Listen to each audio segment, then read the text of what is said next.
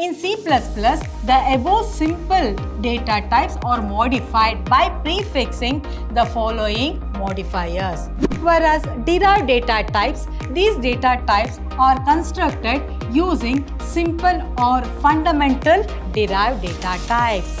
Whereas in user-defined data type, user, whichever way they want, they can able to build here. There are two types in type conversion. One is implicit type conversion and one more is explicit type conversion.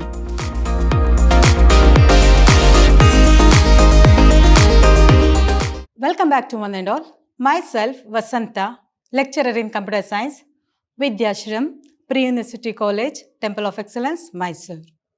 Today, we are going to start with the second session of data types chapter. Already in the previous session, you have studied regarding introduction to data types. On that, you have studied what do you mean by variables. Variable means its value will vary, change during the execution of the program. Under that, how to initialize a variable, how to assign a value for that variable. Then data types classification, under that simple data type, or we can call it as fundamental data type, user-defined data type, like that, which are the types under that you have studied. Under that simple data type you have studied. Whereas on today's class, you will come to know regarding what do you mean by modifiers, how to modify the given data type from one type to another type. Then derived data type, how to derive a data type, that means how to change the data type. Then user-defined data type, how user can define their own data type. Then enumerated data type, how to give a particular value for that particular data type. Then type conversions, under that implicit type conversion as well as explicit type conversion. Now one by one we'll discuss. First we'll discuss about modifiers. The name itself suggesting that modifier, we can able to modify the fundamental data types. Whereas in fundamentals we have int, char, float, double as well as void. That data types can be modified here by prefixing signed, unsigned, long as well as short. By that we can able to reduce the memory space also. Whereas for int, usually it will take 2 bytes of memory, float takes 4 bytes, char takes 1 byte, whereas double takes 8 bytes of memory space. By using this, we can able to modify that. Whereas modifier is used to alter the meaning of the base type especially. In the base type, we have int, char, float like that we can able to modify here. In C++, the above simple data types are modified by prefixing the following modifiers. Before that, we have to write signed int, unsigned, long int, short int. Like that, we can able to modify. We have to prefix with signed, unsigned, long as well as short. This is not modifier. We are modifying the fundamental data types. Next, we are going to discuss about derived data type. Already I told you when we come on data types, 3 types, fundamental, derived as well as user-defined data type. Whereas in the previous class, you come to know regarding fundamentals data types. Whereas derived data types, these data types are constructed using simple or fundamental derived data types. By using fundamental only, these are developed. And this includes arrays, functions, pointers as well as reference. Whereas array is nothing but collection of homogeneous elements. Collection of homogeneous elements. All the elements having same data type stored by the same name. But functions means set of statement it contains. After performing the task, it will generate the result to the main program. Whereas pointer stores the memory address of another variable. Whereas here in the reference also, it refers the address. These are the few derived data type. Fundamental data type. The next one is derived data type. Under derived, we have arrays, functions, as well as pointers and then reference. Next, we'll move on user-defined data type. Whereas in user-defined data type, user, whichever way they want, they can able to build here. Whereas in fundamentals, we have fundamentals like int, char, float, like that we have. Whereas derived, that is derived from the basic one. Whereas user-defined, there the user can create their own data type, whichever data type they want. On that data type, the user can build here. These data types are so constructed using simple or fundamental data types. Some of user-defined data types includes structures. Whereas in the previous array, there is a collection of homogeneous elements. But when you come on structure, it is a collection of heterogeneous elements. Structure, unions, class and enumerated are all the user-defined data type. User can create their own data type, whichever format they want. On that format, they can able to create here. Next, when you come on enumerated data type. Enumerated data type. Whereas an enumeration is an user-defined data type consisting of set of named constant called enumerators.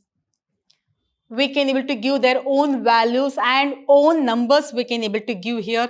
By that, whichever statement we want, that statement we can able to print here, enumerated.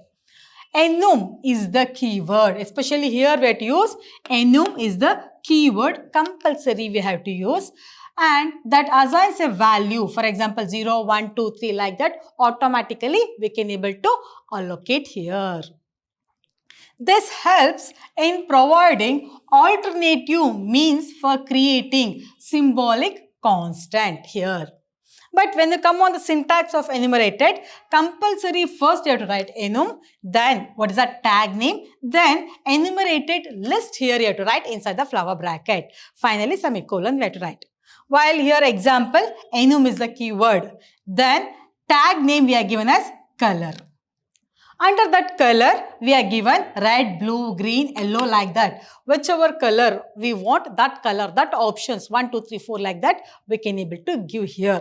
These are the enumerated list and this color represents the tag name. It means that whatever number, whatever result the user want, that number, that result, they can display here. That is something but enumerated data type. Next, when you come on type conversion.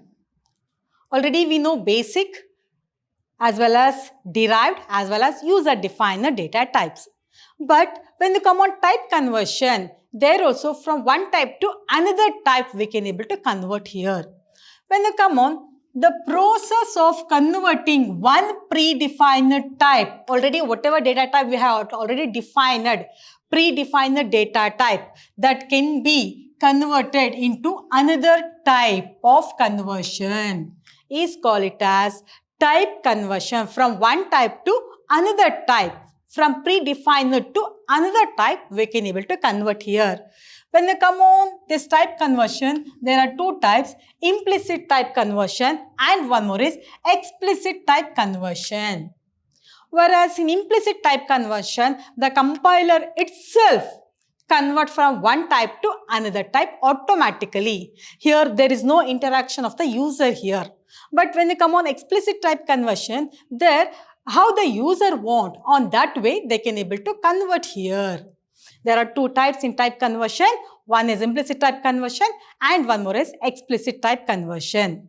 Now one by one we'll discuss once again. Implicit type conversion. What do you mean by implicit? Already I told you, conversion is done by the compiler itself. There is no interaction of the user. Automatically the compiler will decide which type final value we have to generate. Whereas in this type of conversion is performed by the compiler without programmer intervention. There is no interaction of the programmer at all. Directly the compiler itself will decide. This conversion is applied generally whenever different data types are mixed in an expression. For example, we have two values. First operand is float and second operand is, for example, int. For example, here I will write 2 and one more I will write plus 2.2. One is integer format and one more is float format. The compiler itself will convert the result. One is int and one more is float. But the compiler will convert this into 4.2. That means here the result we are going to get in float format. For example, float and one more is int. And here int to float automatically it will convert and the result we are going to get float format. See this example, 2 plus 2.2. But result we are going to get 4.2, that is in float format. For example, the first operand character format and another format is operand is integer format. Then it treated as int only here because char takes 1 byte whereas int takes 2 bytes. Then memory space here it will take 2 bytes here. And one more is float, one operand is float and another operand is double, for example. Then double is more than, float is it? No, then the result we are going to get in double format. Float to double automatically it will convert. And consider one is int and another one is short. Short is less here, then the result, especially it will convert short to int, then the result will be higher order, that is integer format it will generate. One is int and one more is long. Then long takes more space, then automatically into long it will convert. Final result we are going to get long format. It means that the compiler automatically decide from one type to another type. If you have two operands having different data types, then compiler will decide and it will generate the result. That is implicit type conversion. But the next one, when you come on explicit type conversion, here the user can convert from one type to another type. Whichever way the user want, on that way the user can generate the result. For example, I am going to get the result 1.5. I don't want fractional part, only integer part I want. Then int of that value I will write. Then it means that I can get only the integer part there. That is here in explicit type conversion, the user will decide which type of value they want. An explicit type conversion of an operand to a specific type by the user is called especially explicit type, or we used to call it as cascading type conversion here. Now is it clear? Means here the user will interact, the user will see which type of value we want to generate.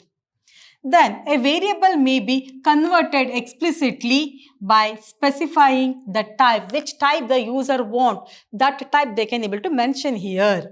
The general format is data type first we will write, then expression, where data type may be integer, character or float data type.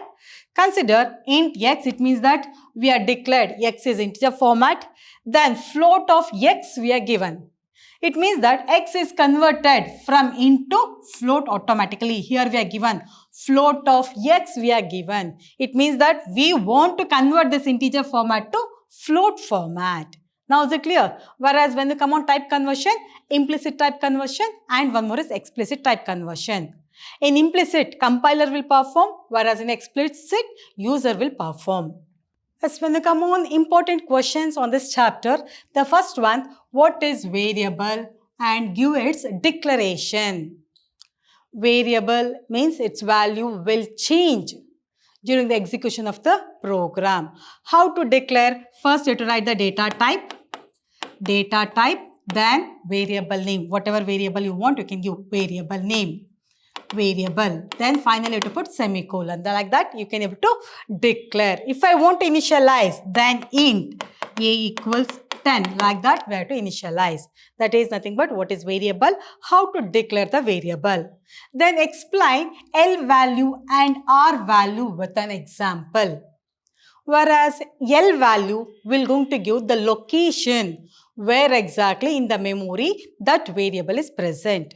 Whereas R value will going to give the actual information. What is the value? For example, consider this is the memory. Here we have bytes, collection of bytes. Here we have, for example, here 2000, here 2001. Whereas L value, for example, A is the L value. Here L value represent exactly on which memory location the element is present. This represents the L value, and R value, which is the exact value on that. That is nothing but R value. And when they come on what is data type and mention different data types. When they come on data types, it will tell you which type of value that variable will store. When they come on types, simple data type, user-defined data type, as well as derived data type. Then explain various data types. Under that, you have to explain all the things one by one. What do you mean by simple data type? Under simple data type, we have int, char, float, double, as well as with that we have void. How exactly it will perform, that you have to write. When you come on user, which are the types, as well as the user defined data type there, which are the types, that you have to explain. And the next one is what is modifier and mention the different types of modifiers. Their modifier helps to convert from one type to another type. When they come on different types, they're signed, unsigned, long, short, like that. These are the few modifiers we have. And enumerated data types. What is an enumerated data types? Give an example for that. That also we explained, whereas here we can able to give whichever value automatically we want, that value we can able to give. List of values we can able to give, like 1, 2, 3, 4, like that we can able to give. With that we can able to give the tag name also. It means that on this chapter you have studied what is variable, how to declare a variable, how to initialize a variable, then which are the data types under this, simple, derived, then user defined, which are different types. Under simple data type, int, char, float, double. Then with that you will have the next one void also. Whereas integer does not contain any fractional part, float contains the fractional part, whereas character contains only one character. Whereas void helps to void the value, avoid the value, or it does not pass any values. Then you have studied regarding which are the user-defined data type, like that. Under that, which are the different types you have studied. Like, for example, one by one we will discuss, like type conversion, user-defined derived data type. Under derived data type, arrays, functions, pointers. Whereas user-defined data type, structure, union, class, as well as enumerated. Then under enumerated, how exactly it can be declared. Then type conversion, under the two types, implicit as well as explicit type conversion. Whereas implicit converted by the compiler, whereas explicit is converted by the user itself. Here, how from one data type to another data type the compiler will convert. Whereas in explicit, whichever format the user want, on that format the user can declare here. And then it means that in these are the major question. This completes your data type chapter. Next class, we will meet you once again with a new chapter. Thank you for all of you.